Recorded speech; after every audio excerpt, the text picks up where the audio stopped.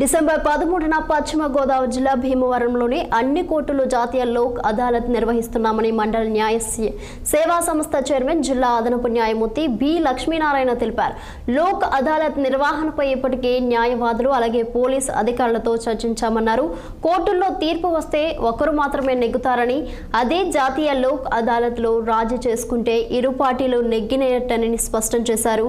రాజీ ఫార్ములాతో సమయం ఆదా అవుతుంది. నిత్యం కోర్టుల్లో ముందస్తు లోక్ అదాలత్ సిట్టింగ్లతో రాజీకి ప్రయత్నం చేస్తున్నామని న్యాయమూర్తి తెలిపారు. జాతీయ లోక్ అదాలత్ను సద్వినియోగం చేసుకోవాలంటున్న జిల్లా అదనపు న్యాయమూర్తి బి లక్ష్మీనారాయణతో మా పశ్చిమ గోదావరి జిల్లా ప్రతినిధి నిమ్మల ఆది ఫేస్ టు ఫేస్.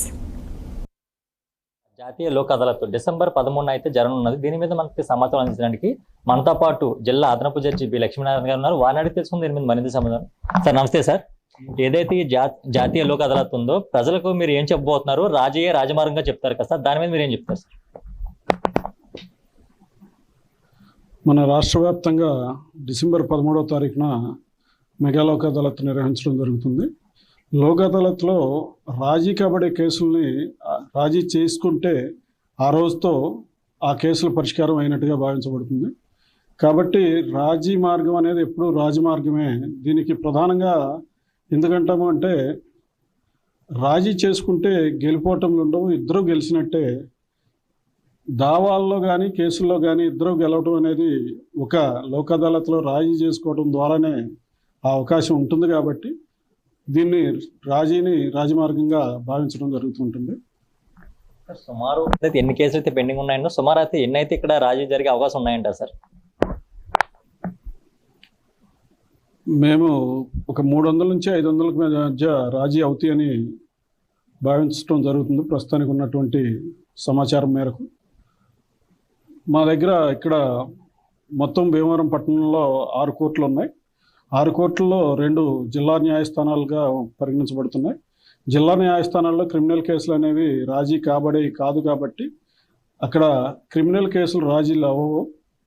అట్లానే మనకి senior civil judge assistant session judge గారు ఉన్నారు. అక్కడ కూడా రాజీ కాబడే క్రిమినల్ కేసులు ఉండవు.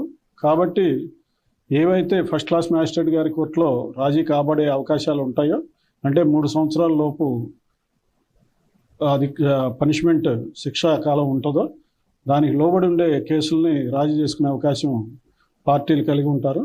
కాబట్టి న్యాయార్థులు ఎక్కువగా ఈ చిన్న చిన్న తగాదాల్లో మనం చూస్తుంటాం. ఇంట్ల దగ్గర బౌండరీ డిస్ప్యూట్స్ అని కానీ, లేదా ఈ చెట్టు అటు పాడిందనో, లేదా ఆకులు పడుతున్నాయనో, జనరల్గా పల్లెటూరులో గ్రామ స్థాయిల్లో ఆ చిన్న విషయాల మీద మనస్పర్ధలు పెంచుకుని ఈ యుగలతో చిన్న చిన్న గొడవలు అవుతుంటాయి.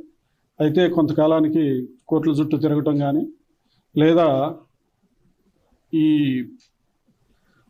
గొడవల వల్ల మనశ్శాంతిని పోగొట్టుకుంటున్నాం ఉన్న అవగాహన కలిగినప్పుడు పార్టీలు ఎక్కువగా ముందుకు వస్తుంటారు.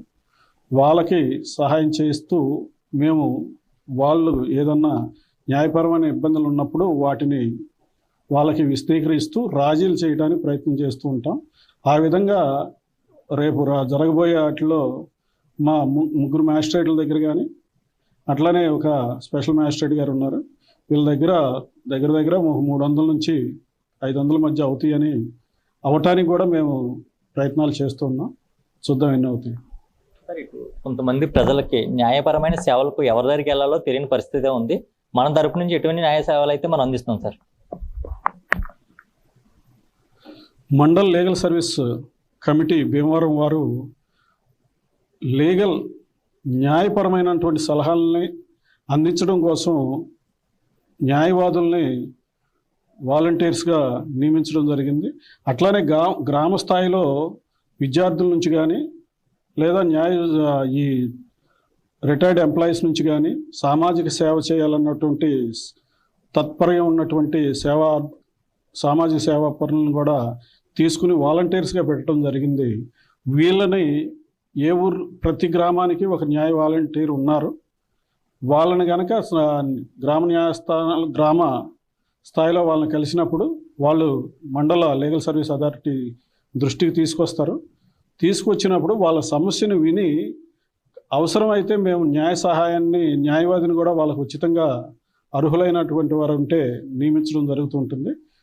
అవసరమైతే కేసులు న్యాయస్థానాల ముందు వారి ద్వారా నడపడానికి కానీ, అట్లానే ఒకవేళ ఇరు పార్టీలు కనుక సమ్మతంగా ఉండి వారికి ఉన్న సమస్యని న్యాయపరంగా సర్దుబాటు చేసుకోవాలన్నటువంటి గొప్ప ఆలోచన కనుక వాళ్ళకుంటే వాళ్ళకి చట్ట ప్రకారం ఉండే వెసులుబాట్లని, అట్లానే ముందుకెళ్తే జరిగే పరిణామాలని విశదీకరించి వాళ్ళకి న్యాయం అందుబాటులో తీసుకురావడం కోసం మండల న్యాయ సేవా సంస్థ పనిచేస్తూ ఉంటుంది. డిసెంబర్ 11న జరిగే ఈ లోక్ అదాలత్లో అందరూ కూడా హాజరయ్యి వారి యొక్క పరిస్థితిని అయితే రాజీ చేసుకోవాలని, అలాగే ఎవరైతే రాజీ చేసుకుంటారో వాళ్ళకి సమయము డబ్బు కూడా ఎంతో సేవ్ అవుతుందని, ఏళ్ల తరబడి కోర్టు తిరిగే బదులు ఇక్కడ రాజీ చేసుకుంటే రాజమార్గం అంటూ మనతో పాటు జిల్లా అదనపు జడ్జి లక్ష్మీనారాయణ గారు తెలియజేశారు. ఆది పశ్చిమ గోదావరి జిల్లా